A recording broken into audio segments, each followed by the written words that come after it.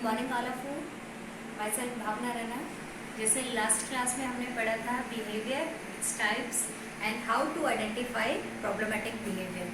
तो आज हम डिस्कस करेंगे कि अगर हमने समस्यात्मक व्यवहार को जो है पहचान लिया है तो उसको कैसे रिड्यूस कर सकते हैं, how to reduce problematic behaviour. उसके लिए हम पढ़ेंगे टेक्निक्स को कि कौन कौन सी तकनीकें हैं जिनके यूज़ करते हुए हम समस्यात्मक व्यवहार को जो है कम कर सकते हैं। तो इसके लिए मेनली जो यूज़ में लाई जाती है टेक्निक्स वो 2 टाइप्स की हैं। First one is punishment techniques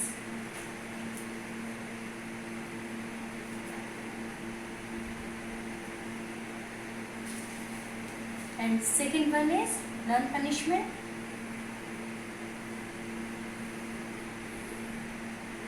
या फिर डिफरेंशियल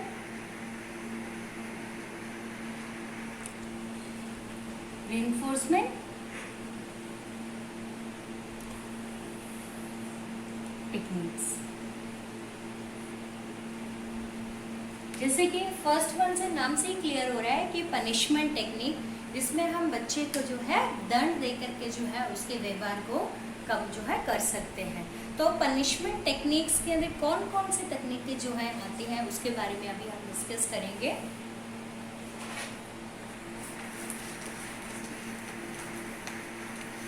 इसमें जो पनिशमेंट टेक्निक में सबसे पहले आते हैं रिस्ट्रक्चरिंग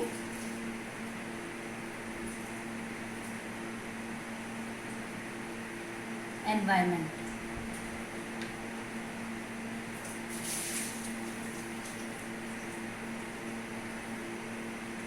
रिस्ट्रक्चरिंग एनवायरनमेंट को हम कहते हैं कारकों में बदलाव लाना।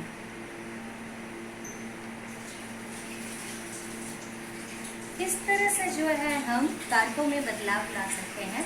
फॉर एग्जाम्पल, एक हमारे पास में स्पेशल बच्चा है तो हम उसके जो समस्यात्मक व्यवहार के लिए, फॉर एग्जाम्पल वो क्लास में टिक कर के नहीं बैठता है, या 2 बच्चे आपस में बातें करते हैं, या बच्चा खिड़की से बार बार बाहर देख रहा है, तो उस टाइम पर जो एक टीचर जो है उस बिहेवियर को रिड्यूस करने के लिए क्या कर सकता है, कैसे कारकों में बदलाव ला सकता है, तो वो इस जो है टेक्निक जो है यूज़ कर सकता है कि वो बच्चे को उस स्थान से उठा करके जो है अपने जो है पास में बिठा ले, या जो 2 बच्चे आपस में बातें कर रहे हैं उनको एक दूसरे से अलग करते हुए जो है उनको अलग स्थान पर उठाया जाए।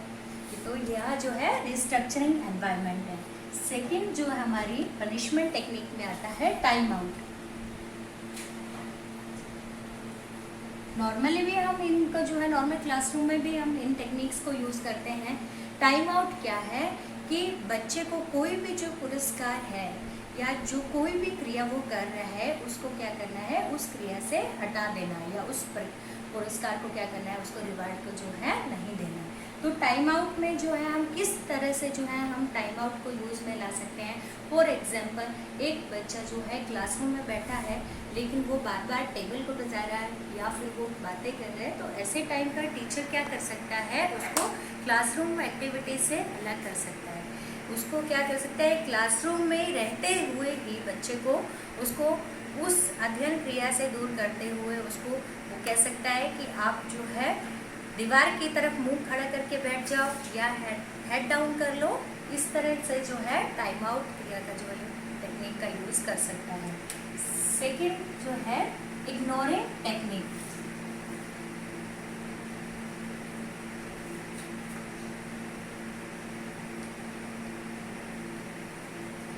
इग्नोरिंग टेक्निक हम जो कहते हैं कि हम बहुत बार ऐसा होता है कि बच्चा क्लासरूम में कोई प्रॉब्लमेटिक बिहेवियर करता है तो टीचर उस टाइम पे इग्नोरिंग टेक्निक का यूज़ कर सकता है, लेकिन हमें वो क्लियर होना चाहिए कि किस सिचुएशन पे हमें जो है इस टेक्निक का यूज़ जो है करना है और किसमें नहीं करना है।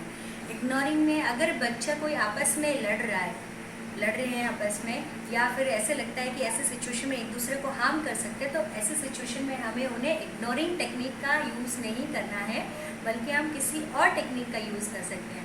लेकिन उसी सिचुएशन में अगर क्लासरूम में एक बच्चा बार बार टीचर को जो है अटेंशन सीकिंग बिहेवियर दिखाता है, यानी टीचर को कहता है कि मुझे बार बार बाहर जाना है, टॉयलेट के लिए जाना है, तो ऐसे सिचुएशन में जो है टीचर इग्नोरिंग टेक्निक का जो है यूज कर सकता है।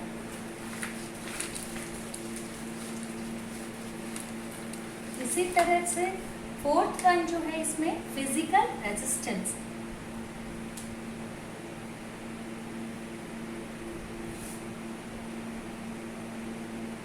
फिजिकल रेजिस्टेंस को कहते हैं शारीरिक प्रतिबंध। जब भी हम बच्चे को फिजिकल तौर से जो है दंड देते हैं या प्रतिबंध करते हैं तो वो 30 सेकंड से ज़्यादा नहीं होना चाहिए। तो हमने किस सिचुएशन में इसको करना है? फॉर एग्जांपल एक बच्चा जो है बार बार अपना जो है रॉकिंग बॉडी रिपीटेटिव बिहेवियर को शो कर रहा है या फ्लैपिंग हैंड्स कर रहा है, तो हम क्या कर सकते हैं? उसके हैंड्स को पकड़ सकते हैं। बच्चा बार बार नॉट हेड कर रहा है तो उसके हेड को पीछे से पकड़ सकते हैं। तो हमने क्या करना है? कोई भी समस्यात्मक व्यवहार है उसको रोकने के लिए हम प्रतिबंध करेंगे फिजिकली तौर पर। अगर कोई बच्चा जो है बार बार अपने आप को हार्म करने के लिए थप्पड़ मार रहा है, खुद को नोच रहा है, तो उस टाइम पे हम बच्चे के इस रस्सी का यूज़ ना करते हुए उसके हाथों को सॉफ्ट कपड़े से पीछे की ओर बांधते हुए जो है 30 सेकंड तक रख सकते हैं, सो दैट वो बिहेवियर जो है रुक जाए।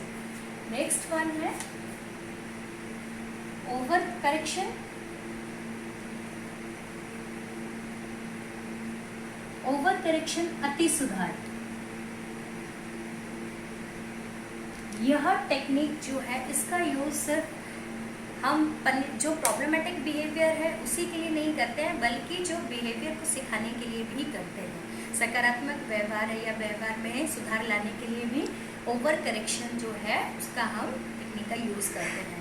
फॉर एग्जाम्पल एक बच्चा अगर क्लासरूम में रहते हुए टॉयलेट कर देता है तो हम उस सिचुएशन में टीचर जो उस बच्चे को ना केवल उस स्पेस को जहाँ उसने टॉयलेट किया है उसको साफ करने के लिए कहेगा, बल्कि उसको पूरे कमरे में पोंछा लगाने के लिए कहेगा।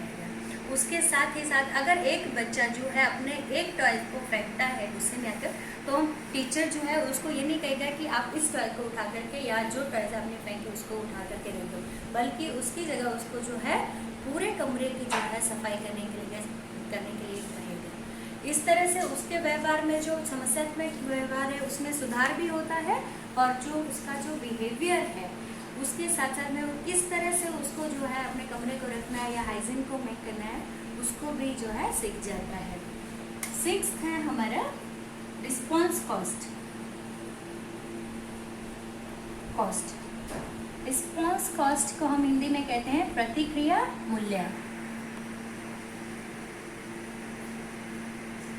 प्रतिक्रिया मूल्य क्या है कि हमने बच्चे को कोई भी उसने अगर कोई समस्यात्मक व्यवहार से पहले कोई पॉजिटिव बिहेवियर किया होगा और हमने उसे कोई रिवॉर्ड दिया होगा, कोई टोकन दिया है, और उसके बाद में तुरंत ही वो कोई प्रॉब्लमेटिक बिहेवियर करता है, जैसे दूसरे बच्चे को उसने जो है अच्छा पढ़ाई करने के बाद में दूसरे बच्चे को थप्पड़ मार दिया या कोई और अन्य बिहेवियर जो है उसने शो कर दिया, तो हम उससे जो हमने उसके पॉजिटिव बिहेवियर के लिए कोई रिवॉर्ड दिया उसको हम वापस ले लेंगे। यानी कि उसका जो उसने प्रतिक्रिया दर्शाई उसके लिए हम क्या करते हैं, उससे दिए हुए रिवॉर्ड को वापस ले लेते हैं, जिससे उसको क्लियर हो जाता है कि उसको वो समस्यात्मक व्यवहार जो है नहीं दोहराना है। ये हमारी जो थी ये सभी हमारी पनिशमेंट टेक्निक्स थी, जिनका यूज़ जो है हम नॉर्मल क्लासरूम में रहते हुए भी करते हैं, और स्पेशली जो चैलेंज्ड बच्चे हैं उनके बिहेवियर जो प्रॉब्लमेटिक बिहेवियर है उनको रिड्यूस करने के लिए भी करते हैं। और इसके साथ में हम अभी सेकेंड वन जो हमने बोला था नॉन पनिशमेंट टेक्निक, उसके बारे में पढ़ेंगे। नॉन पनिशमेंट टेक्निक को जैसे कि मैंने कहा था डिफरेंशियल रिवॉर्ड या रिइंफोर्समेंट टेक्निक के नाम से भी जाना जाता है। Reinforcement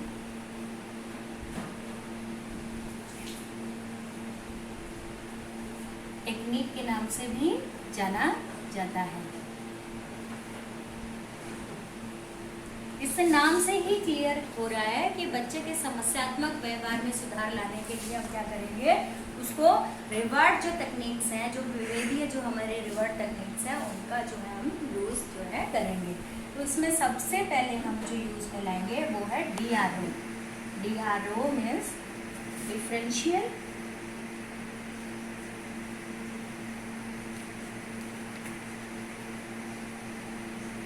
reinforcement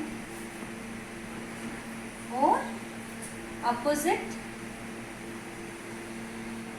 behavior।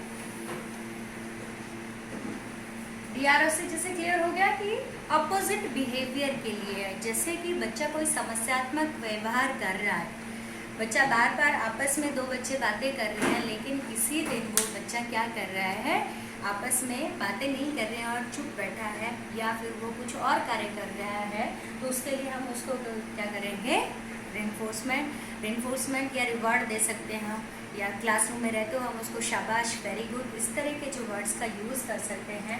या इसके साथ ही कोई बच्चा अगर अटेंशन सीकिंग बिहेवियर करता है, फॉर एग्जांपल बच्चा कहता है मुझे बार बार बाहर जाना है, क्लासरूम में बच्चा डेली रूटीन में जो है 5 से 6 बार जाता है, लेकिन किसी दिन वह सिर्फ 2 ही बार टीचर को या 1 ही बार बाहर जाने के लिए कहता है, या क्लासरूम में बैठ रहता है, तो उसको हम क्या करेंगे, रेनफोर्समेंट देंगे। Second one is DRO। Again DRO means, यहीं पे हम कर देते हैं करेक्शन, अदर बिहेवियर, मतलब बच्चा समस्यात्मक व्यवहार के अलावा कोई और जो कोई भी बिहेवियर कर रहा है, उसके लिए हम उसको रिवॉर्ड या रेनफोर्समेंट देंगे। फॉर एग्जाम्पल 2 बच्चे आपस में बार बार लड़ाई करते हैं, लेकिन किसी दिन वो दोनों बच्चे आपस में बातें करें, है प्रॉब्लमेटिक बिहेवियर है, लेकिन किसी दिन बच्चा जो है आपस में बातें करने, तो ऐसे टाइम पे हम बच्चे को वेरी गुड बोल सकते हैं, या उसको बोल सकते हैं वाह आपने बहुत अच्छा काम किया है, तो उसको रिवॉर्ड दे सकते हैं। And DRL means differential reinforcement for low rate behaviour. Low rate behaviour means जो उसके समस्यात्मक व्यवहार को जो घटित करने की जो क्या होता है, कम बिहेवियर जो करता है, मतलब उसके जो बारंबारता है वो कम होती है, उसके लिए हम जो है उसको रिवॉर्ड जो है प्रदान करेंगे या रेनफोर्समेंट देंगे। इसमें जो हमारा फॉर एग्जांपल बच्चा जो है क्लासरूम में टिककर नहीं बैठता है, बार बार बाहर भागता है, लेकिन किसी दिन वो क्लासरूम में बैठा रहता है और वो बार बार बाहर जाने के लिए नहीं कहता, सिर्फ 1 या 2 बार ही जाता है, तो उसके लिए हम उसको क्या करेंगे, लो रेट बिहेवियर के लिए उसको रेनफोर्समेंट देंगे। या फिर बच्चा बार बार जो है दूसरे पे थूकता है और किसी दिन वह सिर्फ 1 या 2 बार ही थूकता है, तो उसको जो है हम लो रेट बिहेवियर के लिए रिवॉर्ड या रेनफोर्समेंट देंगे।